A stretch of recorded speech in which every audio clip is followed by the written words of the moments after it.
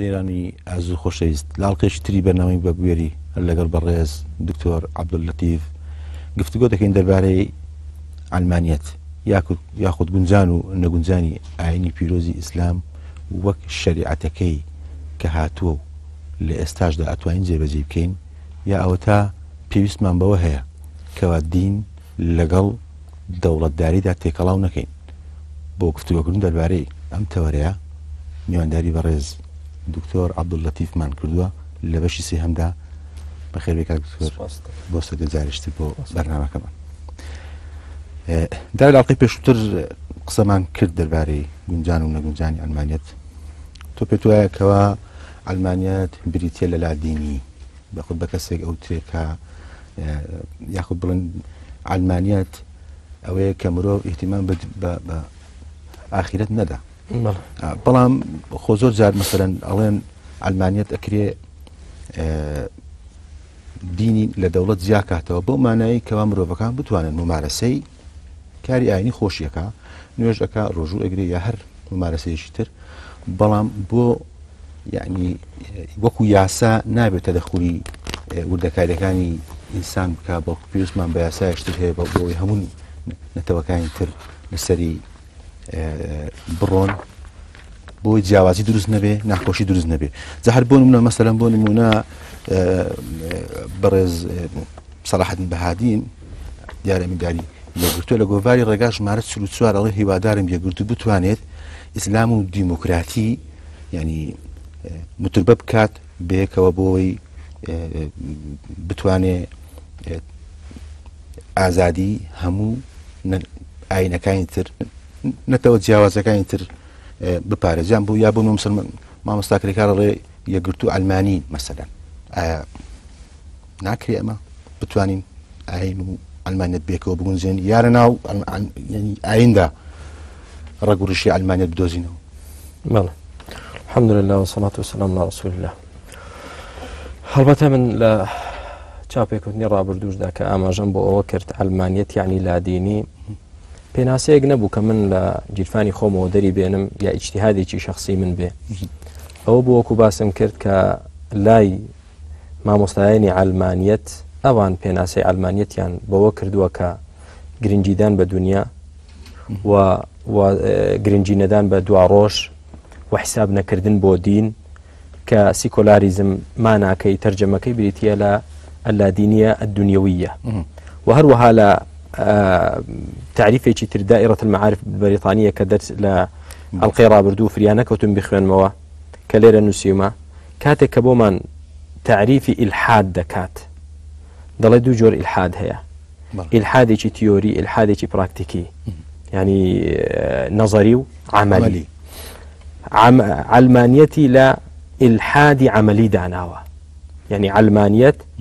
لە کامە خانەیاندا تەصنیفی کردو جێ کردوتەوە لە ناو ئەو ئیلحادەدا کە ئیلحادێکی عەمەلیە واتە وردە خەڵک بەرەو ئیلحاد دەبا علمانیەت بەرەو ئیلحاد دەبا خەڵک کەواتە ئەوە دائرة المعارف البەریتانیە ئەوە لە علمانیەتیان بە ئیلحاد حساب کردووە بەڵام نەک علمانیەتێکی نەزەری علمانیەتێکی عەمەلی و بۆیەش ئینسان وەکوتم چێ ئەو فکرەیەی دامەزراند دەبێ ئینسان لە خاوەنی فکرەکەەوە پێناسەکە وەربگرێت لای ئەوان علمانیەت بریتیە لە ئیلحاد ئەمما ئێمە بین بڵین با خۆمان پێناسەیەک دابنین بۆ علمانیەت دەڵێم لێرەدا دوو تێبینی یەکەمیان ئەی چێ دەڵێ دوو کەسی تر دوای من و تۆ نایان لەسەر ئەو مێزە دابنیشن پێناسەکەی من و تۆ ڕازی نابنیی پێناسەی تر دادنێن دوای دوو کەسی تریش دێن بەی ئەوانی ڕازی نابن پێناسەی تر دادنێن کەواتە علمانیەتەکە دەبێ بە فشا بۆ چکە علمانیەتێک ئەوە بێ کە من و تۆ دابنیشین بەرنامەی بۆ دابڕێژین کەی بە کەڵک ئەوە دەبێ بێتە بەرنامەی ژیانی ئەو ئومەتە و ئەو خەڵکە لەسەری بێت و بڕوات ئەمەش بۆچی دەگوترێ با من و تۆ دایبنێن بۆ ئەوەی ئەو علمانیەتەی کە حەقیقەتی خۆی لە غەربدا هەیە و پێناسەیان کردووە لای خەڵکی ئەمڕۆی مسلمان کە بێدینی قبول نییە لای ئەوان ڕووە بێدینەکەی لە خەڵک بشارینەوە و بڵێن کاکە علمانیەت یعنی ئازادی علمانیەت یعنی مافی مرۆڤ علمانیەت یعنی فڵانەشتە یان جیاکردنەوەی دین لە چی تعریفە حەقیقەکە ئەوەیە کە لە دائرە معارفەکاندا بەریتانیەکان و ئەمریکیەکان کردویانە کە ئیلحادە کە بێدینیە بەڵام من مەبەستم چیە لێرەدا کە دەڵێم ئەلمانی مەبەستم ئەم گەلە کوردە نییە بڵێم وڵا خەڵکی کورد خەڵکێکی ئەلمانیە خەڵکێکی بێدینە نەخێر ئەلمانیت ئەو کەسانەیە کە تێگەیشتووە ئەلمانیەت یعنی بێدینی لادینی و لەگەڵ ئەوەشدا تەبەنای ئەو منهەجەی کردووە و داوای بۆ دەکا دیفاعی لێ دەکا هەوڵی بۆ دەدا کە خەڵک لادینی بێت خەڵک گوێنە حساب بۆ قیامەتی خۆی نەکا جا ئەمە سەبارەت بە تەوەری یەکەمی پرسیارەکە تەوەری دووەمیان ئایا کەسێک بە ناوی ئیسلامەوە دەیەوێت ئیسلام لەگەڵ دیموکراسیەت موتور بە بکات یا کەسێک ئیتیهامی کەسێک دەکات بۆ نمونونەکە ئەوانە ئەلمانین ئەو بەڕاستی پرسیار لە خۆیان دەکرێت کە ئەوان بە چ پێوەرێکی شەرعی قبولیانە ئیسلام ئایا نقصانی هەیە پێویستی بەوەیە لەگەڵ دیموکراسیەت موتور بە بکرێت یا ئیسلام کاملە و ئایا لە ئیسلامدا ئەلمانیەت ڕەگوڕشی هێوجێ دەبێتەوە یاننا ئەلمانیەت وەکومانە ڕاستەقینەکەی خۆی بریتە لە بێدینی لە دینی ئیسلامیشدا ڕەگوڕشەی بێدینی نییە و هەروەها ئەو وەڵامەی کە من دەدەمەوە وەڵامێکی حزبی نییە من نا علاقم بە هیچ حزبێکەوە هەیە نە لێرەش دانیشتم بۆ زەمی حزبێک یا دیفاع لە حزبێک بۆ ئەوە دانیشتم کە دیفاع لە دینی حەق بکەم کە دینێکی حەقا کە ناشیرن نەکرێت و شتێک کە حەق نییە بیخەینە ڕوو بڵین ئەو شتە ناحەقا ئەمما چێکی گوتۆ چینە گوتووە ئەوانە لای من هیچ وەزنی نییە بەڕاستی و ئیسلامیش پێویستی بەوە نییە لەگەڵ هیچ بەرنامەیشتر موتور بە بکرێت بینە سەر مەسەلەی ئایا دین لە دەوڵەت جیا بکرێتەوە ئەو پێناسەیە بۆ ئەلمانیە دابدرێت لە حقەتدا وتم ئەوە وەکو بڵێ تۆزێک جوانکاریە بۆ ئەلمانێتی دەکەن چۆن ینی ئافرەتێک کە ناشیرن بوو تۆزێ دەرمان لە خۆی دەدا بۆەوەی خۆی بڕازێنێتەوە ئەلمانیت قەبیحە ناشیرنە ئەلمانیت وەکو پێناسەی کە خۆیان کردویانە پێناسەیەکی زۆر کۆنە زۆر تەقلیدیە یعنی کۆن ئەمڕۆ لە دائرەی معارفی بەریتانی پەشیمان نەبوونەتەوە لەوەی خۆیان بەڵام هیچ پێناسەیەک نییە یعنی بۆ ئەلمانیت بڵێ ئللا بێ ئەم پێناسەیەەکە خۆی ئەسڵی کەلیمەی ئەلمانیت کەلیمەی ئەلما ئەلادینیە سیکولاریزم خۆی ئەوە ماناکە لادینی مەمانای ملحد نییە يعني شي لا ديني يعني بيديني لا ديني يعني بيديني لا كلمة لا يعني نا أما دوشتي جوازا ملحد بكسر قوتري كدجايتي خوال زور باشا أزدا بلام علمانية لا ديني شرطنية يعني ملحد بكسر كدجايتي دينك خوي دائرة معارف بريطانيا علمانيتي لإلحاد ودانا باش يك لإلحاد علمانيتك خويان دلين بيم سيرة أوان خويان برنامج دابنين وبيناسش يمكن بلن أو علمانيته استا هیچی وەکو تۆ یا کەسانیش تر بێن بڵێن نەخێر نەیان زانی ئەمری واقع ئەوە نابینین بەڵێ لە ئەمری واقع دەبینین لە ئەمری واقعدا جا چ لە غەرب بێت چ لە وڵاتانەی کە تەبەنای فکری علمانیەت دەکەن ئایا ئەو علمانیەتیان تەطبیق کردووە کە لادینیە و بێدینیە یا ئەو علمانیەتی کە دیندارێتی علمانی نییە دیندارێتی بێمە سەر ئەو تەوەرەیە خاڵەیان کە دەڵێیت جیاکردنەوەی دین لە دەوڵەت وتم ئەوە تۆزێک جوانکاریە بۆی دەکەن دەنا لە ئەسڵ ئەلمانیت ئەوە نییە بە اعتقادی من و بە گوێرەی تعریفی مامۆستاکانی ئەلمانیەتیش جیاکردنەوەی دین لە دەوڵەت دەبێ بزانین جارێ دافع و پاڵنەرەکەی چییە بۆ جیا بکرێتەوە دین لە دەوڵەت بۆ جیا بکرێتەوە ئایا دین ئەوە نیە کە لەلایەن خواوە هاتووە متفقین یاننا دین جاهر دينك باش زول الرفنجان متفقين لسروا لا دوك او بزانه هر خوي الاصل داك سيجي بيدينا لا متفق متفق نبي لسر لا كمتفق نبي لسر او كدين هي خوايا كما او ما بين لشوي داينين اللي رخنا كان سرها وادن يعني اگر يعني قوسيكم بيتي بوي بسارك اللي بكام يعني دري علمانيات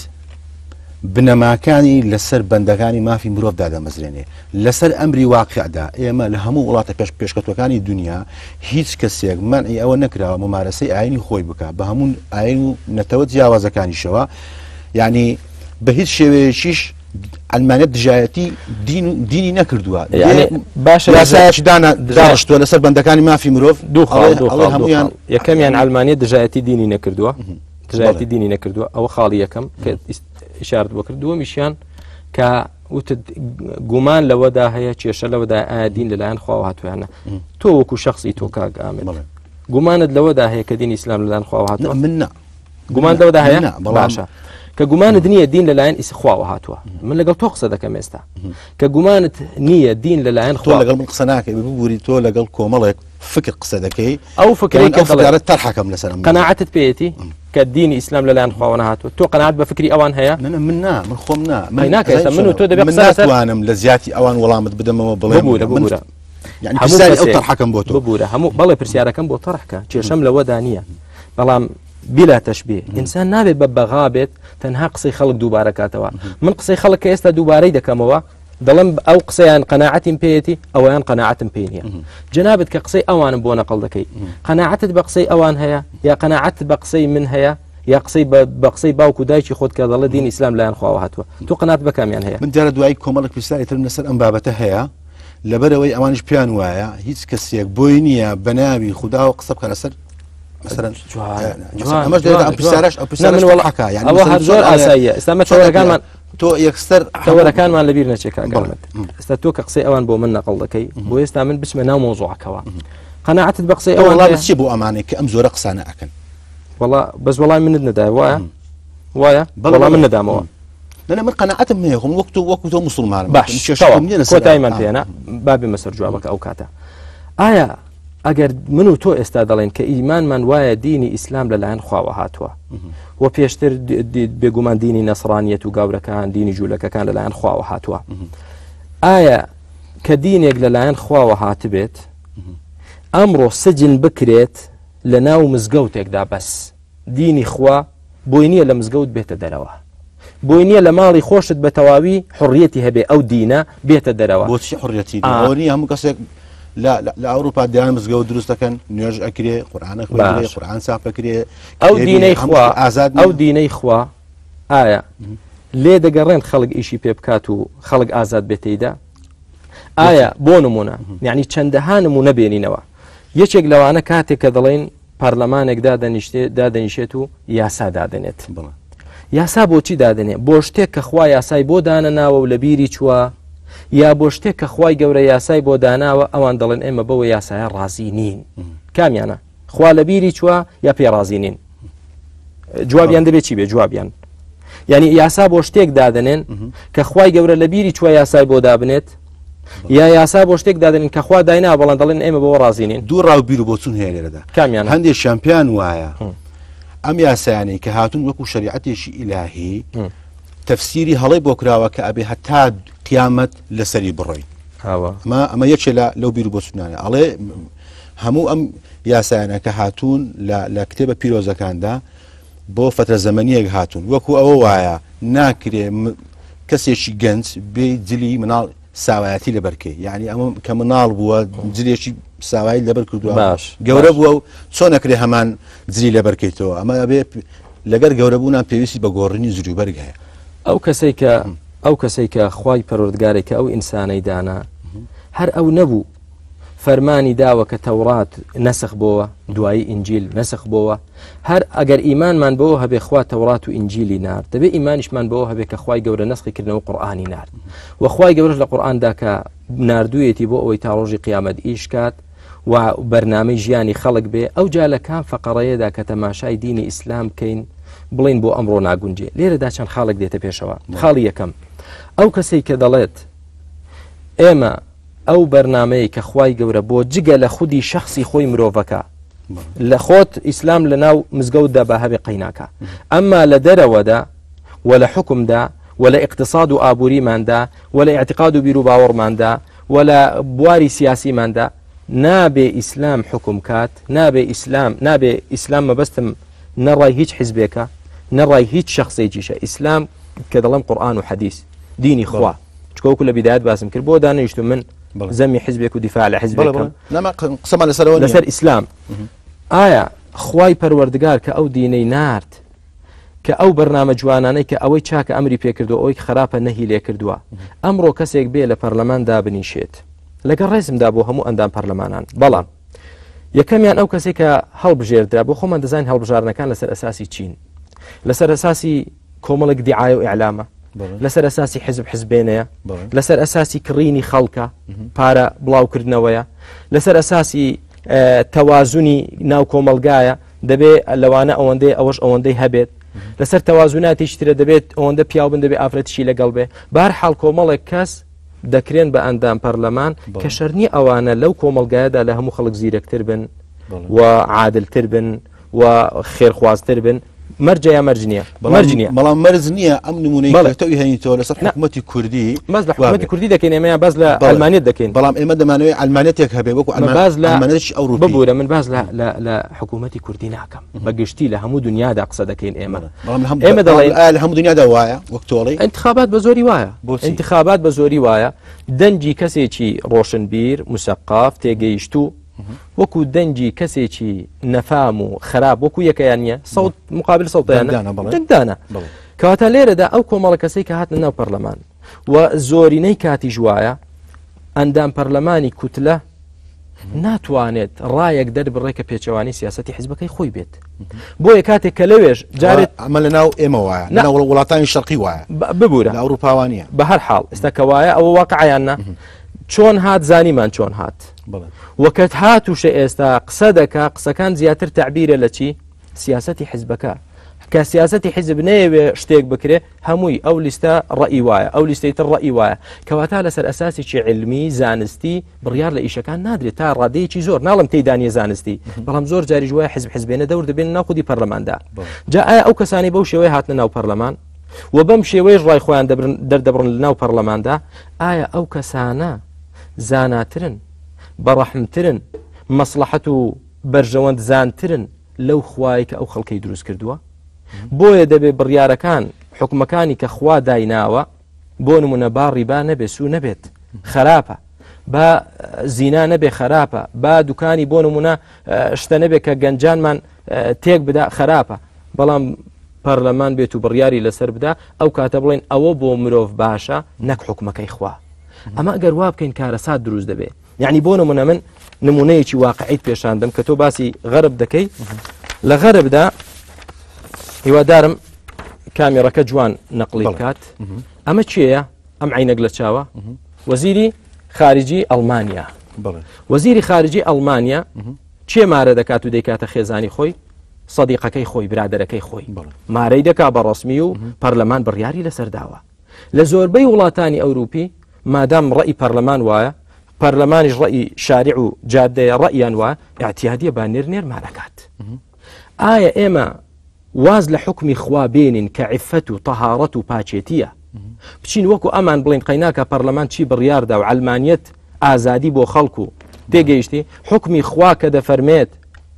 ئافرەت بۆ پیاو نەک پیاو بۆ پیاو وازی لێبێنین بۆ علمانیتێک کە لە غەربەوە بۆمان هاتووە لە دیندا ئەمە عقوبەی خۆی لە ئاخرەتدا وەردەگرێت چ پێویستەکە ئێمە لێرە عقوبەی بین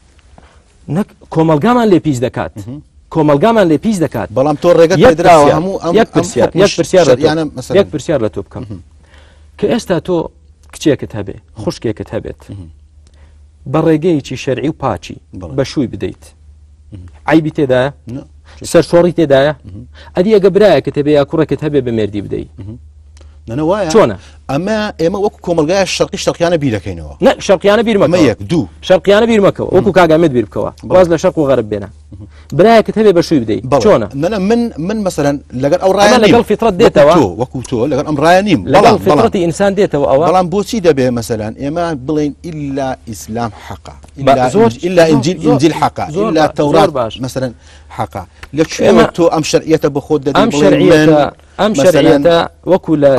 ئەڵقەی ڕابردوو باسم کرد ئەم شەرعیەتە لە خودی شخصێکەوە وەرنەگیراوە لە خودی هێزێکەوە وەرنەگیراوە ئەم شەرعیەتە لە خوای پەروەردگارە وەرگیراوە ئەگەر بێت و بۆ نمونە تۆ بەرنامەیەکدا بڕێژی بڵێن یاڵا من و تۆ بە هەر یەکەی دەستورێک دابنین بۆ خەڵکی کوردستان ئی کامەمان باش بوو ئەویان دادنین من بۆم نیشتی خۆم بەسەر تۆدا فەرزکەم چۆن ڕەئیت هەیە منیش ڕەئیم هەیە تۆش عەقڵت هەیە بەڵام ئەگەر بزانین بەرنامەیەک لەلایەن خواوە هاتووە کە ئێستا من و تۆ متفق بوون لەسەرەوە دینی ئیسلام لەلایەن خواوەیە و ئەم خەڵکەی کوردستانی ئێمەش هەمووی ئاعتیقادی وایە کەواتە ئەگەر علمانیت بریتی بێ لە ئازادی و بریتی بێ لە مافی مرۆڤ بەڕاستی بابێن ئیستفتاکەین لە ناو خەڵکی کوردستان ببوورە بەقسەکەم تاوەکەم ببوورە با ئیستفتا بۆ خەڵکی کوردستان بکەین نەک بۆ ئەوەی کام حیزبە سەرکەوی ئیشم بە حیزبایەتی نییە من ئیستفتا بۆ ئەوە نا کە کام حیزبە لە پەرلەمان کورسی بێنێ و سەر نە باز لەوە ناکەم من با ئیستفتاکەین ئەی خەڵکی کوردستان ئێوە بە دینی خوا کە ئیسلامە بەوە ڕازین خەڵکی کوردستان ئازادیتان دەدەینێ چکە حڕیەت و مافی مرۆڤ با ئیش بکە خەڵکی کوردستان ئێوە ئازادیتان کە هەیە کو ئیسلامتان دەوێ یا علمانیەتی غەربیتان دەوێت کە تۆ دەڵێ علمانیەتی غەرب لە علمانیەتی کوردستان باشترە خەڵکی کوردستان لە سەتا چەندی ئیسلامی دەوێت وتم هەڵبژارنی حیزبەکان ناڵێم يعني تۆ پێت وایە ئەگەر ڕاپرسێک بکرێ 1999 خەڵکی کوردستان دەنگ بۆ دەدا دەڵێ ئەبێ ئیسلام حکومکە لە 1990 بۆ سەرەوە بێگومان ئیسلام بگورە ئیسلام من باز لەوە ناکەم کە بڵێم فلانە حیزب دەڵێم ئیسلام منی دەڵێن خەڵکی کوردستان ئێوە خۆتان ئازادن چکە ئێمە داوای ئازادی دەکەین ئازادن و چارەنووسی خۆتان بڕیاردن ئەو ئیسلامە کە بریتە لە قورئان و حەدیث بەڵام ئەو ئیسلامە کە پێشەوەکەی پێغەمبەر صلی الله پێشەوەکەی من بم فلان مەسئول حیزب بێ ئەو ئیسلامەتان دەوێت بەرنامەی ژیانتان بێت نەک لە مزگەوتەکەتان لە بازاریشتان لە کڕین و فرۆشتینیشتان لە ژن و ژنخوازیشتان لە تەلاقیشتان لە هەموو ژیانتان بەگشتی لە سیاست ئەو ئیسلامەتان دەوێت کە خوا ناردی یاخود ئەو علمانیەتەتان دەوێت کە حکومەکەی خوا پێچێتەوە بیخاتە ناو مزگەوت سجنی کە بەڵام چەند کەسێک کە پێیان دەگوتری ئەندام پەرلەمان ئەوان بێندا بنیشن بڕیار بدەن ئەها زۆرینە وایە کە نێربازی حەڵال بێ خەیچەکە بە حەڵال بێ زۆرینە بڕیار دەداکا کە باڕیبا حەڵال بێ بەڵام لەکوێدا مثلا لەکوێدا دەکرێت بڵێن ئەمە منطقە هەموو علمانیت کورتکەیتەوە لە مثلا بۆ نمونە مثلا زەوازی نێوان نێرونێ يعني لەسەر چاوەکەیدا چۆن ئەکرێ مثلا ئێمە علمانیت لەمەیە ئایا بڕیار لەسەر جزئیات دەدەین یا لەسەر ئەسڵ و سەرچاوە ئەسڵ و سەرچاوەکان قاعدەی علمانیت بریتە لە چی قاعدەی علمانیت بریتە لەوەی کە حکمی خوا بە پێچ ناڵێن فەصل الدین عن الدەولە بە فەصل دین بپێچینەوە لە مزگەوتەکان سزنی دەکەن ئێوە بۆتانی بێنە دەرەوە لە بازار بڵێن ئەوە حەڵاڵە و ئەوە حەرامە و ئەوە ڕیبایە و ئەوە بەیعێکی حەڵاڵە و ئەوە مەشروبە بۆتانی ئەوە علمانیت نییە کە دین جیا بکەنەوە لە دەوڵەت جیامان کردەوە کە دین جیا کردەوە ئەوجا چێ بڕیار دەدات کە من و تۆ چۆن کڕین و فرۆشتن بکەین چێ بڕیار دەدا من و تۆ چۆن ژن و ژنخوازی لەگەڵ یەک زەواجمان هەبێت لەگەڵ ئافرەتان و پیاوانی ناو کۆمەلگاماندا چێ بڕیار دەدات بۆ ئابووریمان چۆن بێ بیر و باوەڕمان چۆن چێ بڕیار دەدا پەرلەمان بڕیاردایانە پەرلەمان بڕیاردا پەرلەمان کە بڕیاریدا ئەگەر بێت و زۆرینەی پەرلەمان مثلەن تعبير لو خلق ناداتوا لا حزبك خوي تعبير لا حزبي خوي داتوا شكون قناعات منيه برلمان تعبير لولاد بداتوا لشعب بداتوا كم دقمن واهيا دنا هر اندام برلمانك تعبير لحزبي خوي داتو زوريني كاد نكبر دوام لقى الرزم دابو زوريني اندام برلمانان كساني باش هيا بلا جا لهر كتله يقبل لهر شي بيت كساني شي بانصاف هي بلا مع عاده واه كواتا من بريار لسر جزئيتك نادم بريال لسر اصل ايش كددم كهاتو مصيري منو تو لبواري اعتقادي بيرو باور ماندا لبواري ابوري ماندا لبواري معاملو كرينو فروشتنو همشتك ماندا اجتماعي ماندا خرايه دست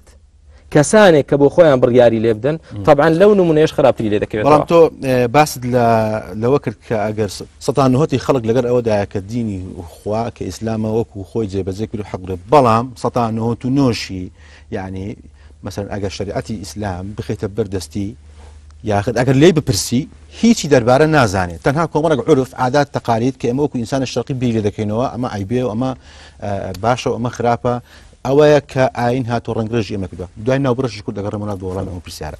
بیران و ئازانی خۆشەویست دوای ناوبڕێژی کورد دەگەڕێنەوە وڵاتە بیرانی بەڕێز دووبارە سڵاو ئەگەر بێمەوە سەر پرسیارەکە وتمان زۆرینەی خەڵک بە شێوەیەکی وەرەسی یا ڕۆتیناتی حیات دێ ئیسلام دەبێ نەک بەوەی کە بڕوای بەمە هەبێ وەکو فکر وەکو ینی مەسەرەن بۆ نمونە هەمان ئەم شەریعەتە ئەگەر پێی نەڵێن ئەمە شەریعەتێک هی خوددا و لەلایەن خودای گەورەوە هاتووە ڕەنگە ڕەفزیکە بەڵام وەختێک کە پێی ئەڵێن ئەمە هی خودای گەورەیە یەکسەر ئۆتۆماتیکیەن یعنی لەبەرەوەی خوددا یعنی شتێکی زۆر گەورەیە لە ذهن و فکری ئێمە یەکسەر دەڕێ ئەمە قبولمە لەگەر ئەمری واقعیشا کە ئەیڕۆین تطبیقی نەکردووە و ناشتوانێ تطبیقی کە مەسەرەن چۆن تۆ بەرەنگاری ئەم هەموو مەسەرەن هێزی ڕاگەیاندنە لە ڕووی سەتەلایەتە ئینتەرنێتە یعنی ئەم دنیایی کە لە کاریگەریەکانی مەسەرەن تەکنەلۆژیا لەسەر مەسەرەن مرۆڤ یعنی بە شێوەیەک لە شێوەکە مەسەرەن سەرەتا کە سەتەلایت ها هەموو ئەمستانیانی گوتیان حرامە شەیتانە وای بەڵام دوایی بوردە وەردە هاتە سەر قەنەعەتەی کە بەڵێ سەتەلای شتێکی باشە بەڵام بۆ ئەوە باشە کە تۆ بە ئاراستێکی باش بەکاری بێنی مەسەرەن سەید کە لێرە حکومەکە گۆڕا بەڵێ خۆی خوێندنەوەی ئەلمانیەکان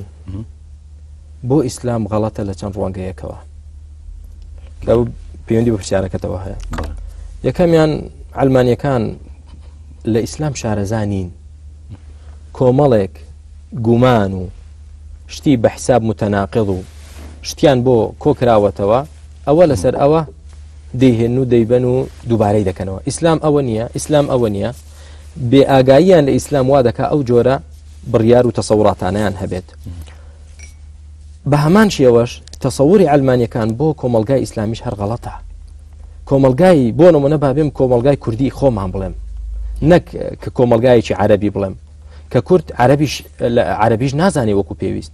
لەگەڵ ئەوەشدا ئایا ئەو کۆمەلگا کوردیەی ئێمە ئیسلامی وەکو دین هەڵسەنگاندووە و وەریگرتووە و بە قەناعەتەوە وەریگرتووە یا زەختێکی لەسەرە و بە هێزێک بەسەریدا سەپێنراوە بێگومان ئەگەر هێز بیسەپێنێت ئینسان تووشی نیفاق دەکات ئەگەر ترسێکە بێ وا لە خەڵکە ببێتە ئیسلام دەتوانێت ظاهری موسڵمان بێ و لە ناوە موسڵمان نەبێت بەڵام کە لە ناوەشدا موسڵمان بێ و ئیسلامی بەلاوە قبول بێت دیارە مەسەلەکەی لە قەناعەتەوەیە ئەمما خەڵکانێک ئاگایان لە ئیسلام نی مەسەلەن بڵێ گەلی کورد لە 1970 ئاگای لە ئیسلام نییە و تەن شتێک نەبێ ئەوە وانە خەڵکەمووی دەزانێت ئیسلامیانی خوا بەتەنها پەرستین شەریکی بۆ دانەنین لە ئیسلامدا نوێژ هەیە ڕۆژوو هەیە زەکات هەیە حەج هەیە چاکەکردن هەیە واسێنان لە خراپە هەیە پاک و ڕەوشتی هەیە پیسی و زۆڵم خراپ حکم دەکەن هەمووی لە هەموویدا خەڵکی ئێمە دەزانێت ئیسلام چیە و بە قەناعەتیش و ئیسلامی قبول کردووە ئەمما ئایا قبولیانە بێگومان قبولیانە ئەوەتە قبولیان کردووە و دڵیشیان پێخۆشە بەڵێ لەوانەیە بە تەسەڕوفێکی هەڵەی کەسێکی توندڕە و کەسێکی یعنی زێدەڕە و ڕازی نەبن و ڕەتفعلی خراپیشی هەیە بێگومان ئەوەش گلەیان لێ ناکرێت لەوەداکە ڕازی نەبن بە تونند و تیژیە کە لە ئیسلامدا نییە ڕازینین بە خوڕافاتێک و دووری لە زانستیە کە کەسانێک بە ناوی دینەوە کردویانە لە ئیسلامدا نییە ئەمما وەکو خودی ئیسلامەکە خۆی خەڵق قبوڵیەتی بۆ نمونە نەفرێک بۆی باسکردم کە وتی حرەکەی تەبشیر و تەنسیر کە هاتبوو لە مصر وتی خەڵکێکی فەقیر بوو بە پارەویستمان ئەو خەڵکە بکەینە گاور و نەسرانی خەڵکێکی زۆر مصر فەقیرە خەڵکێکی زۆرمان کردە گاور و وتمان بۆ ئەوەی لەو کۆمەڵگایە دوورتان خەینەوە دەبێت سەفەرتان پێ بکەین بۆ لوبنان سواری قیتارمان کردن خەڵکانێکی زۆر بوونەتە نەسرانی و دڵمان خۆشە کابرا بۆ خۆی بوو بە مسلمان لە وەبزان یەکەم ئەڵقەشدا باسم کرد وتی لە ڕێگا نازام لەکوێ بەڕاوەستاین نەفرێکیان پژمی هەموو لێگڕا صلوا على النبي اللهم صل على محمد وەکو مصریەکان تێمە چیمان کردی لەکەیەوە منەمان کردوونە نەسرانی بابە نەسرانی چی ئەو دینەی هەمانە نایگۆڕینەوە بە هیچ شتێک هەرچەندە فەقیری وای لێ کردبوون یا کۆمەڵی تریان کردبوونە نەسرانی بە حیساب تیان باشە ئێوە داواکاریی خۆشتان هەیە کوێتان دەوێت ڕحلەتان پێ بکەین و سەفەرتان پێ بکەین مادام بوونێتە نەسرانی زۆرینەی هەر زۆری وڵات دەمانێت بۆ مەککە سەفەرمان پێکەم بۆ مەککە مەکەیکی ئێوە بە حساب دەبێت بێ باوەڕ بن بە مەکە و بە کەعبە بەبەستم خەڵک بە فیترەت موسڵمانە خەڵک بە قەناعەت موسڵمانە ئیمانی بەوە هەیە کە ئیسلام دینێکی حەقە بۆیە هەڵی بژاردووە بۆیە کابرا تەماشا دەکەی کەسێکی موسڵمانە بچێتە ناو کافریش لەسەر دینی خۆی هەردەمێنێ ئیلا مەگەر دەگمەن نەبێت کەواتە ئەو ڕاپرسی کە تۆ دەڵی دەیکەین خەڵک نازانێ ئیسلام چییە بۆیە موسڵمانە کە پێیان بڵێن ئەوە ئیسلامی ڕاستەقینی لەوانەیە قبوڵی نەکەن ئەوە 100% هەڵەیە بۆچی لە کۆلا مناڵێک لە ئەوروپا لەدایی کە بێ ئیسلام نابێ مسیحی ئەبێ یا جوولەکە ئەبێ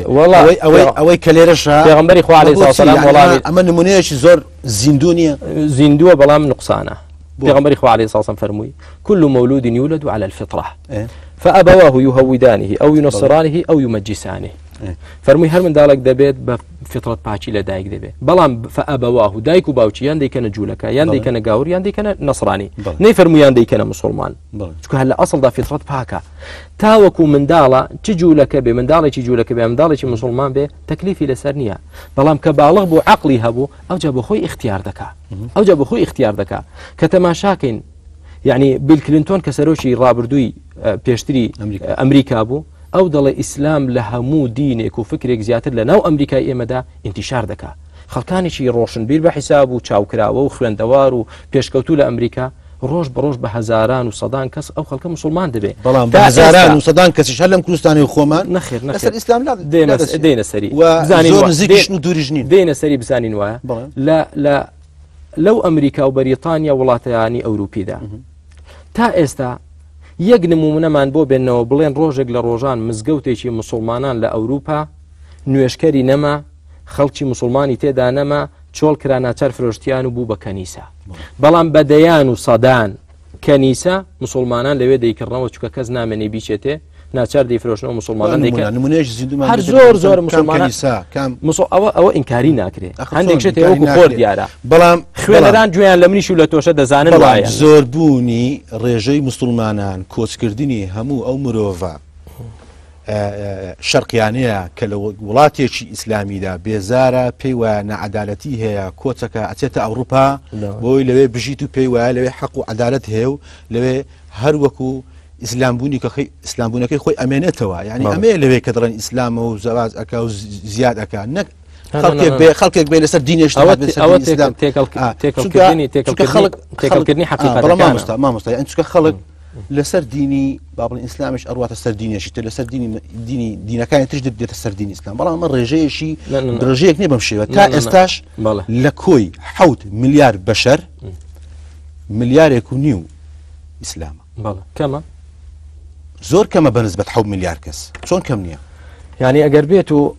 ئەو دینە ئیسلامە تەماشا دەکەین لە یەک نەفەر ڕادستی پێکرد کە محەممەد بوو عەلەیهی سەڵات وەسەلام ئەو نەفەرە کە ئێستا ئەو ملیار و ئەوەندە خەڵکە دەڵێ و ئەشهەدو ئەن لا ئیلاهە ئیلەلله محەممەد ڕەسوول الله ئەوە کەمە لە کاتێکی باشە لە ئاینی مەسیحیشدا هەروایە لە ئاینی جوولەکەشدا هەروایە لە ئاینی بوودا کە ئاینێکی سەماویش نییە لە بەردەوام ئیسلام فتوحاتی کردووە و خەڵک هاتوۆتە ناو دینی ئیسلام ناڵێن شتێک کە پێش ئیسلام هەبوو بێ لەو ڕۆژەوە کە ئیسلام هاتووە ئیسلام لە گەشەدا بوو خەڵکانێکی نامسلمان هاتوونە ناو ئیسلام یا ئیسلام لە پوکانەوە کەم بووندا بووە خەڵکانی ناو ئیسلام چوونەتە دەرەوە بۆ دینەکانی تر کامیان دیارە ڕای کامیان بەڵام ئەڵێن قەناعەت پێکردنی خەڵک بۆ ئیسلام بە زەبری شیر بووە نەک بە زەبری ئەوە زۆر لە ڕاستیەوە دوورە بۆ نمونە ئەندونوسیا چەند سەد ملیۆنە ئەندەنوسیا ئەبەدەن نەفتوحاتی گەیشتوتێ نەشم شێریشی تێدا بەکاربێناوە و خەڵکانی ئەو خەڵکەی ئەندونوسیا بەڵام لە سەدەی چەند هەر سەدەیەک بێ ئەو خەڵکەش مسلمان ئەو خەڵکەش مسلمان بووە ئەوە لە ئەندەنوسیا بۆ نمونە لە چەندان وڵات باشە دوای ئەوەی کە فتوحاتەکان نەمان خەڵک خۆ ئازادە ئێستا ئایا لە ئەمریکا بەشمشێر ئەو خەڵکە ئەمریکیە و بەریتانیا دەبێتە مسلمان لە ئەوروپا خەڵک بەشمشێر ئەمڕۆ دەبێتە مسلمان لە کوردستانی خۆماندا بۆ نمونە تەماشا دەکەین ڕۆژ بە ڕۆژ خەڵکانێک زیاتر لە دینی خوا تێدەگەن و دەست بە دینەوە دەگرن و مزگەوتەکان بچووکن گەورەیان دەکەین و مزگەوت دەبێت زیاترکەین ئایا بە زەبری شمشێر خەڵک دەبێت بەڵام هەر لە کوردستانیشدا و لە عێراقیشدا و لە زۆر وڵاتانی شەرقیشدا کۆمەڵەشی زۆر خەڵک هەیە بێتە مسیحی يعني يمتسي كما زور كما يعني ببنجي دز دجمرت بله يعني اما لكردستان دا ادعاء بروباغندا اما لكردستان اخر با ادعاء بروباغندا نابي اما لكردستان دا دجين اما اقام ليه يعني روج بروج يعني بس بقرينا بو سدي حفتايا كان هشتايا كان كسي كبير نبا لمزقود نددي نوشكات تنها بيراميدك ديكل اما امره برو جامعه كان برۆ مزگەوتەکان بڕۆ هەموو شوێنێک تەماشا دەکەی هەمووی گەنجە و گەڕاوەتەوە ڕوولەخوای و دەستی بەدینەوە گرتووە ئەمما ئیدعای ئەوەی کە ئیسلام بە زەبری شمشێر بڵاو ببێتەوە ئەوە زۆر لە ڕاستیەوە دوورە بۆ چونکە ئیسلام دینێکی حەقە دەیەوێت کۆسپەکان نەهێڵێت بۆ ئەوەی داوای حەق بگا بە خەڵک نەک بە زۆری خەڵک کا بە مسلمان خوای پەروەردگار ئاەتێکە و قەطعیە و قابلی نەسخ نییە کە دەفەرمێ لا ئیکراها فی الدین لە دیندا ئیکراه نییە پێغەمبەر صلی الله علیه و سلم لە مدینە دەژیا لە مدینە جوولەکەی تێدا بوون سێ هۆزی جوولەکەی تێدا بوون پێغەمبەری خوا صلی الله علیه و سلم ڕۆژێک لە ڕۆژان فەرمووی کە نەبنە مسلمان واتان لێ دەکەم و واتان لێ بچێت نەخێر هەر لە نەجران لە سعودیا نەسرانی هەبوون پێغەمبەری خوا عەلەیهی السلام لە ئەڵقەیدا هاتووتێنە سەر ئەو تەوەرەیە تەوەرەی جیهادکردن بۆی زیاتر لما تبين بلام تو مثلا نمونه هين تو ضل الزور بي هذا زوري اساس خلق لولاتاني اوروبا ديت السر ديني اسلام لكاتك ديان مثلا مقالات وشتيج دنوس بعكسي اما مثلا شت بلا مثلا بو نمونه مثلا اما رجي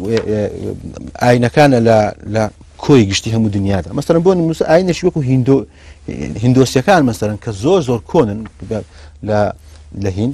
نە ئیسلام کاریگەری تێکردن و نە مەسیحی کاریگەری تێکردن نە تەورات و هیچ ئاینە کاتێک ڕێژەکەشان 14 لە کاتێکا ئیسلام 21 بۆ 23 یعنی مەسەلەن مەسیحیەت 133 ئەو دیارە ئەو نسبانە کۆی هەموو مەسەبەکانە جگە لەوەی خەڵکی بێدین هەیە و خەڵکی بودایزم هەیە و خەڵکی مثلەن 16 ئەمانەی کە ئەڵێ مەسەرەن پێیان دەگوترێ لادینی کە ئەڵێ من پەیوەندیم بە هیچ دینێکۆنی مەسەرەن بۆ نمونە دوای 1400 ساڵ زەحمە نەبێ بۆچی مەسەلەن تێگەیشتن بۆچی مەسەلەن ئەمە کە نسبەتی ئیسلامە ئەمە کە نسبەتی ڕێژەی ئیسلامە طبعا من ئەو نسبەتە ئاگام لێ نییە لە ئینتەرنێت وەرگتووە لە چی وەرگرتووە بە هەر حاڵ زۆرە ئەم نسبەتەی کە باسی دەکەیت لە 121 ئایا ئەو ئیسلامە لە ئیشارەت پێکرد کە بوودا قەدیمەیاننا قەدیمە نەسرانیەت پێش ئیسلامە ئەو ئیسلامە لە نوقتەیەک و لە 100 دەستی پێکرد ئاوای لێ هات یان ئیسلام زۆر بوو بچووک بۆەوە عیبرەتەکە بێرەیە عیبرەت بێ هەموو ئاینەکان نەخێر بۆ ئاین هیندۆزیش لە نوقتەیەک نەبوو بوودا یەک شخص نەبوو ئیسلام لە دوایان هاتووەیاننا ئیسلام لە دوای ئەوان هاتووە ئەگەر هاتبە و ئیسلام لە دوای ئەوان هاتووە ئیسلام لە نوقتەیەکەوە خۆی فراوان کردو جێگای خۆی کردەوە لە 121 23 هەرچەندێک هەیە لە دوای ئەوانە هاتووە ئایا ئیسلام ئەوانی ڕاماڵی و ئەو هەموو ڕێژە زۆری خۆی لە ناو کۆمەلگادا کردەوە یان ئیسلام زۆر بوو ڕۆژ بە دوای ڕۆژ بچووک دەبەوە لێرەدا فەرقەکە لەوەدایە ئێمە گرنگی ئەوە نییە ئایا چێ زۆرە دەبێت جیاوازی لە بینی ئەو دوو گرنگی ئێمە ناڵن ئەمە حەقا ئیسلامی ئێمە حەقا باشە ئەگەر حەقا خۆمە دوای هەمویان هات ئەوە هەمویان زۆر یعنی بێنە سەر ئەم دینە حەقا بۆ نەهاتن ئەگەر دوای هەمویان هاتووە واش لە 123 21 ئەم دنیاە بووە بە مسلمان ئەمە خۆی نیشانەی چییە نیشانەی ئەوەی کە دینێکی حەقا بۆ چونکە ئەو خەڵکە وردە لە سفرەوە هاتوتە ئەو ڕێژەیە ئەگەر هاتبە بۆ نمونە یعنی دوو کەس بەیەکەوە مسابقە بکەن یەکێکیان پێشکەوێتەوە ئەوە گرنگە ئەمما یەکێکیان چەند کۆنە چەند پێشتر لە پێش ئیسلام دەستی کردووە بە مسابقەی خۆی نەسڕانیەتە بودایە هەرچی هەیە ئەوانە لە پێش ئیسلام هەر هەبوون و لە پێش بڕچەیەکە دەستیان پێکردووە دەمێکە دەڕۆن واژ ئیسلام هات و پێشیان کەوتەوە ئەو ژمارە زۆرەشی لەنا ئەمە قاعدەی ژیان وایە هەموو حزبێک کە زۆر کۆن دەبێ وردە و دەبچوک دەبێتەوە دیارە ناحەقا ئەدی بۆ ئیسلام لە هەمان کاتیشا ئەگەر سەیری کە عکسە یعنی مەسەلەن بۆ نمونە ئیسلام کۆنە چۆن 1400 ساڵ پێش ئێستا بە کەڵک ئەمڕۆ دێ ئەدی بۆ ئیسلام ڕۆژ بە ڕۆژ زیاد دەکەن نەک نپوو بچێتەوە بۆ ئیسلام زیادەکەوتەوە عکسی قسەکەی توە ئەوە لە خاڵێکدا لە خاڵی دووەمیان ئەو جا عیبرەت بە کەثرەت نییە بۆ عکسە یعنی بۆچی عکسەکە تۆوتت هەر دینێک کە کۆن بوو بێ وردە کەم دەبێتەوە خۆ دین ئیسلام چەند 1400 چەند ساڵە هاتووە بۆ ڕۆژ بە ڕۆژ ئیسلام زیاد دەکا یا کەم دەکا وەڵامی ئەوم بدەوە ناتوانین بڕی زیادەکە ناتوانین لە ئێستا ئەم ساڵی مسلمانان وەکو پاروایە بەس سەیری فەڕەنساکە ئەقسای ساڵی 2008 ڕێژەی مسلمانان 123 ئێستا کەمی کردووە ئێستا بەم کەمی کرد ئەبەدەن ناو دوو شێوەز تێناوە سەیری بۆ نمونە وڵاتە کافرەکانیشکە نەک وڵاتی مسلمان لە فەڕەنسادا لە وڵاتانەدا ڕێژەی ئیسلام ینی بۆ خۆیان ئیحساییان کردو بۆ چەند ساڵێکی تر فەڕەنسا زۆرینەی هەر زۆری دەبێت بە مسلمان بەو پێوەرە ئەمریکا بەریتانیا بیل کلینتۆن اعترافیەوەی کردو کە ئیسلام لە هەموو دینەکان زیاتر انتشار دەکات لە ناو خۆیاندا ئەمە نەخێر لە کۆڕنیوەشی زانستی بەحسێک هەیە باڵێمە قەنەعەتی پێ بکەین کە بڵێن خەڵکی ئەو واقعی خەڵکی ئەوروپی مەسەن دێتە سەر ئەم دینە یا لەم دینەوە سەر ئەم دینە لێرەدا مەبەستمان ئەوە نیە بە خەڵگواتێ نەگە هێمە بەرگری دەکەین لەوەی کە بەڵێ دژ بە ئیسلام من بە شتێکت عارض کەم وتم مەسئلەی ڕێژە قیاس نییە ڕێژە قیاس نییە چونکە خۆی پەروەردگار لە قورئان دەفەرمێ وما أكثر الناس ولو حرصت بمؤمنين زۆرینەی خەڵکی هەرچەندە ئەی محەممەد علیه السلام سووریش بی لەسەر ئیمان بێن ئیمان نانن ئایا زۆرینەی خەڵکی حەزی لە ڕابواردن و حەزی لە شەهوەت بازیە نفسیەتی ئینسان شەیطان هەیە شەیطان هەیە یعنی بۆچی وا دروست بوو یعنی مەسەلەن بۆ نمونە دیارە نامەوێت زیاتر زۆر بسمەوە سەر ئەو تەوەریەش بن ئیمتیحان چکە لە ئەڵلقەکانی داهاتوودا لەسەر مخێر مسێر و مسەر ئیمتیحان ئەوە ئەڵلقەی ترمان هەیە بەڵام مەسەلەن پرسیارێشتر کە لێرە سەر هەڵدا ئایا خوددا لەگەڵ ئیمانداراندا نییە هاوکاریان ناکە بۆ سەرخستنیان دوای 1430 ساڵ بۆچی دەبێ ئێستا مسلمانان ڕێژەکەیان ملیارێک و نیو بێ لە کاتێکە 7 ملیار بەشەر هەیە بۆچی سەری نەخست بۆچی سەری خستووە بۆچی هەمووی سەرخستن لە کاتێکە ئەگەر بینە سەر تطبیق و قانون شریعەتی مثلا ئیسلامیش ئەڵێ وڵات سعودی ئیسلام نییە و ئێران هەو نییە و تورکیا هەو نییە و ئەمە وانە مثلا بۆ نمونە مثلا تۆ کۆمەلگای تورکی بە کۆمەلگای ئیسلامی دەزانی بەڵێ بێگومان با تاوانیشی تێدا بێت بەڵام با تاوانیش تێ کاکە ئێمە تەکفیری نین ئێمە کەسانێک نین زێدەڕەوی بکەین و خەڵک بە کافر بزانین خەڵکی مسلمان ئەوەی کە لە تورکیا مەشروبیش بخواتەوە باوەڕی بەخوا هەبێت و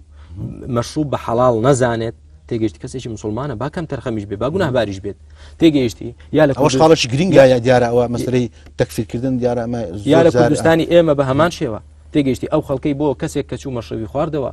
یا کەسێک کەچوو بۆ نمونە کارێکی کرد خراپە بوو بەوە لە ئیسلام دەردەچێت نەخێر ئەمە دەڵێن ئەوانە ئیسلام وەکو ئیسلامێنەوە بەڵام حکومەکە حکمی شریعەت باس حکمی شریعەت دەکەین یعنی لە هیچ شوێنێکشدا لادینی یا ئەلمانی یا هەر هێزێکی تر ئەڵێ هەر کەسە پیفی خۆیەتی خۆشەویستی بۆ خوای خۆی هەیە نوێژەکە ڕۆژی ئەگرێ هەموو ئەو یعنی ئیسلام لەوەدا یعنی ئەمە ئیسلام لەوەدا کورد بکرێتەوە مەسەن ئەمەی ئێستا ئیسلام لەوەدا کورد کراوەتەوە لە ناو کۆمەلگا شەرقیەکان مەسەن بۆ نمونە ئەمە باڕە و ئەمە مزگەوتە ئەڵێ خەڵک ئازادە بۆ خۆی قەیناکە ئازادە قەیناکە مەسەلەن بەس بەوە لە دین دەرنەچووە کە چۆتە باڕێک ئەی بۆ تطبیق بە حەڵاڵی نەزانێت تطبیق بووە شریعەتی ئیسلام تطبیق نابێت بۆ خەڵک قەناعەتی پێ ناهێنێت خەڵک قەناعەتی پێیەتی وەکوتم ئیستفتا بکرێت خەڵک قەناعەتی بە ئیسلامە بەڵام بۆ نمونە قەناعەتی بە ئیسلام بێ مسلمانیش بێ معسووم نییە بڵێ تاوان ناکات تاوان هەر دەکات هیچ کەسێک نییە بڵێ مەلایکەتە و فریشتێ تاوان هەر دەکرێت بە تاوانکردنیش لە دینی ئیسلام ناچێتە دەرەوە ئەو جا من دێمەوە ئەو پرسیارە دەکەمەوە لە تۆشی دەکەم لەوانش کە تۆ تعبیر لە ڕێی ئەوانی دەکەیت وەلەو کۆمەلگا کوردەواریە مسلمانش کە ئێستا گوێیان لە من و تۆیە ئایا لە ناو پەرلەماندا بڕیاری بەڕێوەبردننی وڵات بەو شێوەیە بدرێت کە خوای پەروەردگار دای ڕشتووە بۆ نمونە زیناکردن حەرامە نمونەیەک دێنمەوە بۆ نمونە مەتەلەن ئایا بەو شێوەیە بێت یا بەو شێوەیە بێکە خەڵکەکانی ناو پەرلەمان شەرنی پەرلەمانی کوردستان چۆن ئیتیفاق دەکەن بۆ خۆیان بە ئەو بێتە دەستوری ژیانی خەڵک ئایا ئەوان لە خوای گەورە شارەزاترن ئایا ئەوان لە خوای گەورە بگوڕکردن ئەوان لە خوای گەورە بەڕەحمترن بۆ ئەو خەڵکە ئەوان مەسلحەتی خەڵک چاتر دەزانن یەک نمونە سیرکەی ئەو هەموو مەجەڕاتەی لە ئاسماندا دەسوڕێتەوە خۆر و مانگ و ئەستێرەکان ئەگەر لە سکەی خۆیان دەرچن چ ڕوو دەدا بە تەسەووری تۆ بۆ دێ ئەو سکەی کە خوا بۆی داناون ئەو بەرنامەی کە خوا بۆی داناون لی دەرچن کەون تێک دەچێت بە هەمان شێوەش دەرچوون لە بەرنامەی خوای گەورە دەفەرمێ فهل عسيتم إن توليتم أن تفسدوا في الأرض وتقطعوا أرحامكم ئەگەر بێت ئێوە پشت لە دینی خوا هەڵکەن ئەو فەسادی بڵاو دەبێتەوە لە زەویدا فەسادی بڵاو دەبێتەوە گەورە و گچکە نامێنێت احترام نامێنێت ئەدەب و ئەخلاق نامێنێت خیانەتی زەوجی زۆر دەبێت زیناکاری زۆر دەبێت نێربازی پەیدا دەبێت پەنا بەخوای پەروەردگار بەدڕەوشتی پەیدا دەبێت دزی پەیدا دەبێت ئەوانە هەمووی سەر هەڵدەدا بۆ کە ئێمە بە حکمی خوا ڕازی نەبین چونکە کام حکومەی خوا هەیە کام حکومەی خوا هەیە کە بڵێن لە بەرژەوەندی ئەو میلەتەدا نیە با نەکرێت بۆ نمونە کامیان هەیە هیچی تێدا نییە کە حکمی خوا بڵین وڵا بە خەڵک نایەت و پەرلەمان دەزانێت کامە حکومە باشترە بۆ خەڵک نەخوادا نایبینین یعنی مە حکم بکە مەسەن بۆ نمە لە سعودیا بەڵێ کە کعبەی پیرۆزی ئیسلامیشی لێیە یعنی لەوێشدا یعنی نەعەدالەتی هەیە چنیە یعنی نەعەدالەتی ئەبینین لەوێشا مەسەن کاکە گیان نەعەدالەتی تۆ دەتەوێت خەڵک مەلایکەت بێت بە گشتی ئێمە حساب بۆ گشتی دەکەین بە گشتی حکم تطبیق دەکرێت و خەڵک مسلمانە و ئیسلام حکم دەکا ئەی خۆ گاوریەت و یەهودیەت لە سعودیە حکم ناکەن کەواتە یعنی ئێمە تەماشای واقعکەین خەڵک لە واقعدا مسلمانە تاوانکردن مانە ئەوەنی خەڵک لە دین چۆتە دەرەوە بەڵام سەتا نۆهەتونۆی کۆمەلگا ئەوروپیەکان ئەڵێن وڵاتی ئێمە وڵاتێکی عەدالەتە هەمووی لەگەڕەتی هەمووی قەناعەتی پێێتی ئەمەیان چۆن ژێنی مەسەلا کام عەدالەت بۆچی ئەو مرۆڤ ئێمە جارێ خۆی لێرە دوشتی یعنی ئیشکالێک هەیە لەسەر چی لەسەر چەمچی عەدالەتی کۆمەڵایەتی لەسەر چەمچی حاق یعنی ئەوە خۆی ئەبێ پێناسەکردن تۆ لەوەژی ئیسلام پێناسی دەکەی ئەو لە وجهەنەزەرشی مەسەلەن ترەوە مەسەلا ئەلمانیەوە لە وجهەنەزەری بەندەکانی مافی ئەوە خاڵێکی گرنگە ئەمە خاڵێکی گرنگە بوورە پێناسە دەکا بۆچی لەوێدا قەناعەتی بە چەمشی عەدالەتی کۆمەڵایەتی هەیە لە ناو ئەلمانیەتدا قەناعەتی بە ئەمەی دین نییە ئەو مرۆڤە ئەڵێم من ناڵم کامی حەقا ئەو مرۆڤە نامی حەقا ئەو مرۆڤە کە سەری لێ پشێوێندرێت چاواشە بکرێت طبعا وا دەڵێت یا ئەو مرۆڤ ڕەت فعلی چەند کەسانێک کە بەناو ئیسلامەوە کاری غەڵەت و تونند و تیژی بکەن طبعا وای لێ دەکە ئەوە بڵێت بەڵام کە دینی حەقی خوای پێ بگوترێت هیچ کەسێک نییە لە مسلمانە بۆ نمونە کوردستانی خۆمان کەس نییە بڵێ من بە دینی ئەو خوای ڕازی نابم دەچم بە دینێک ڕازی دەبم یان بڕیار و یاساک ڕازی دەبم کە پەرلەمان بۆ نانە خەڵک وەکوێ بدەک ئەگەر بێت و ئەلمانیا لا دینیەکان ملحیدەکان لێ بگەڕێن ئەو خەڵکە کووردە زۆر بە جوانی بیر دەکاتەوە خەڵکی کورد مسلمانە تێگەیشتی بەس کەسێکی ئەلمانی دێت لە ڕێگای ڕاگەیان نوشتەوە چاواشەکاری خەڵک دەکا وا لە ئیسلام دەکا کە ئیسلام ئڕهابە ئیسلام نەکەینەوە لە ناو یعنی لە ناو کووردا کوردیا عرب یا تورک یا ئینگلیز هەر شوێنێک هەر شوێنێک تۆ ئەبێ مەسەرەن ئەو جا لە بیرمان نەچێت با بێنە سەر حڕیەتەکەی کە ئیشارەتت بۆ کرد لەگەڵ ئەو قانونانەش کە دایدنێت قانون هیچ کاتێک ئیسلام نەیوتووە هەر قانونێک کە دا بندرێت و لە قورئان و حەدیث دانەبێ ئەوە کوفرە و ئەوە ئیلحادە و لە دین دەرچوونە نەخێر قانون دوو جۆری هەیە قانونێک کە دژی ئەو قانونەیە کە خوا دایناوە طبعا ئەو کارێکی خراپە وەکو ئەوە قبول نییە خوای پەروەردگار مارەکردنی نێر لە نێر بە حرام دەزانێت هزار قانون و هزار پەرلەمانیش بڕیاری لەسەردا هەر حرامە هەر پیسە قانون خوای پەروەردگار مەشروب خواردنەوە بە حرام دەزانێت هزار پەرلەمانیش ڕێگای بۆ بدە بەڵام باید پرسە لەسەر مەشروب خواردنەوە بکەم باشە تۆ مەسەلەن ئەگەر قانونی ئیسلام جێبەجێ بکەیت وەکو حاکمێکی ئیسلامی ڕێگە ئەدەی دوکانێکە بێ مەشروب بفرۆشێ ئێستا وەڵام دەدەمەوە بەس باشتەکان لە بیر نەچنەوە بەڵێ ئەوە مەشروبەکە بە بێ مۆسەری بڕیاریشتر لە بۆ نمونە کە دەڵێ وەکو چی کە دژی یاسای پەرلەمان بۆ نمونە دژی یاسای خوای پەروەردگار بێ خوای پەروەردگار وای داناوەکە ڕیبا حرامە ئەمڕۆ بێ ڕیبا حەڵال بکرێت کە پشتی فەقیر دەشتێنێت ئەوە هەر دەڵێن خراپە هەر چەندە بڕیاریش لە پەرلەمانەوە دەرچوو بێ کەواتە دوو جۆر بڕیار هەیە بڕیارێک لە پەرلەمان دەردەچێت کە دژی شەرعی خوایە حەڵال حرام دەکە حرامیش حەڵال دەکە بێگومان ئەوە خراپە و لە زەرەری میلەتیشدایە بەڵام هەر بڕیارێکی تر هەر بڕیارێکی تر کە پەرلەمان دەریکات دژی شەرعی خوانە بێت لە بەرژەوەندی خەڵکدا بێ ئەوە لەسەر سەرمان بڕیار بۆ کارەبا ئاو هەوا ڕێگاوبان مرور و نازانم هەرچی بڕیارەکە بێ مهم دژی شەرع نەبێ ئەوە لەسەر چاومان و جۆراڵی بەڵام بەسن بۆ نمونە یەک نمونەی بەسیط باسی ڕیبات کرد ڕیبات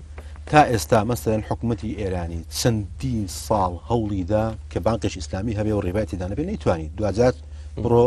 سەیری هەموو بانکەکان یا وڵاتانی تری ئیسلامیش ئەڵێ من ناتوانم باقی بکەمەوە وابزانم وەڵامی ئەوە وەڵامی مەسەلەن بۆ نەگونجا من وتم لەسەر ئەو مێزە دانیشتم بۆ باسی قورئان و حەدیث دەکەم بەڵێ نەباسی فلانە حزب نەباسی فلانە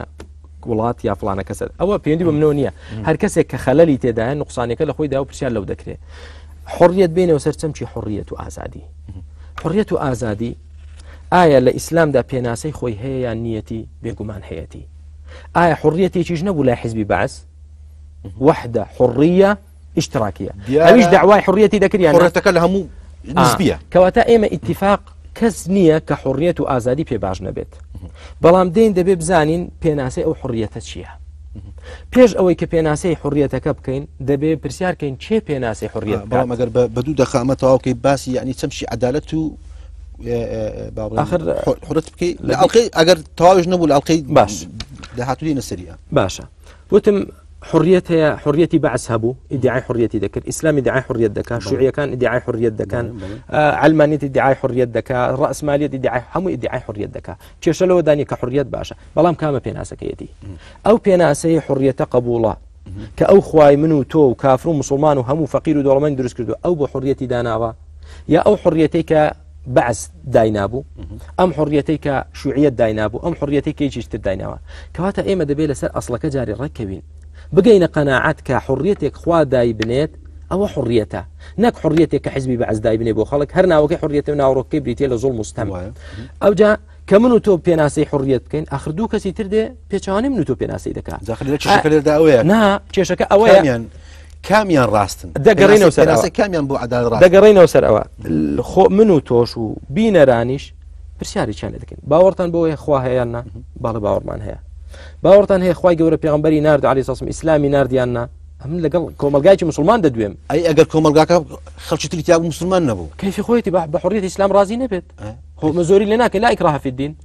چی دەکا با بکە تۆ هیچ ڕای ئەوە دەکری بۆەوەی پێناسەکەی بکەی نەخێر چۆن ڕای ئەوت پێشێر کرد چۆن ڕای وەربگرم یعنی ئایا کەسێکی مسلمان تۆ کە بچیتە بەریتانیا کێشەیەکت لێ ڕوو بدە محکەمەی بەریتانی پرسیار لە تۆ دەکات تۆ مسلمانی ئیسلامیانە حکومت بکە مسلمانانە حکومت بکە یا بە جوێرەی قانونی خۆی دەیکا بەجێ قانونێک دەکات لە هیچ دینێک وەرنەگیراوە چۆن لە هەرچی خۆی دایناوەیاننا پرسی مهم گرنگ لێ گرنگ لێرەدا ئاینەکان بپارێز دەستوری ئەو وڵاتەیە پرسیار لە تۆ دەکات تۆ مسلمانی تیاننا مراعاتی تۆ بکات وەکو مسلمانێک حکومت بکە مراعاتت ناکە ئیشی بە تۆنی بۆ چکاو ئەوەی خۆی بە حەق دەزانێت ئەوەی باشە لە ئەڵقەی داهاتوو زیاتر دێنە سەری ینی نیو دقەی تریش دقەی تریش ئەگەر ئەتوانی قسە بکەی جا مەبەستم لە چییە پرسیار دەکرێت ئەمە وتمان ئیکراه لە دیندا نییە کەسێک کە ڕازی نەبێ بەوەی کە خوای گەورە پێغەمبەری نار عەلەیهی سەڵام ئیسلامی ناردووە قورئانی ناردووە حەق و حڕیەت ئەوەیە کە خوا باسی کردووە بەوە ڕازی نەبێت کەیفی خۆیەتی ئیکراه نییە بە کام حڕیەتەی دەوێ بابیکە وەکو بەعسیەکان وەکو شوعیەکان وەکو عەلمانیەکان چۆنی دەوێ با بخۆی بیکە بەڵام لە ناو کۆمەلگایەکدا کە مسلمان و بەخوا ڕازیە ئەو حڕیەتەی کە خوا دایناوە یا غەیری ئەوە باش لێرەدا ئایا حڕیەت لە قسەکردندا بۆم هەیە من غیبەتی تۆ بکەم و جنێو بە تۆ بدەم دەبێت سنووری بۆ کۆمەڵی پرسیاری زۆر لەسەر چەمشی عەدالەتی کۆمەڵایەتی لە نێو کۆمەلگا جیاوازەکان و ئاینە جیاوازەکانیشدا وروژاوە قسەی لەسەر دەکەین لە ئەڵقەی داهاتوودا بەشی چوارەم کاتمان نەبوو زیاتر قسەکەی پرسیار بکەین گیران و ئازانی خۆشەویست لێرەدا دێنە کۆتایی ئەڵقەی ئەمجارەمان تا ئەڵقەی داهاتوو بەشی چوارەم چاوەڕێم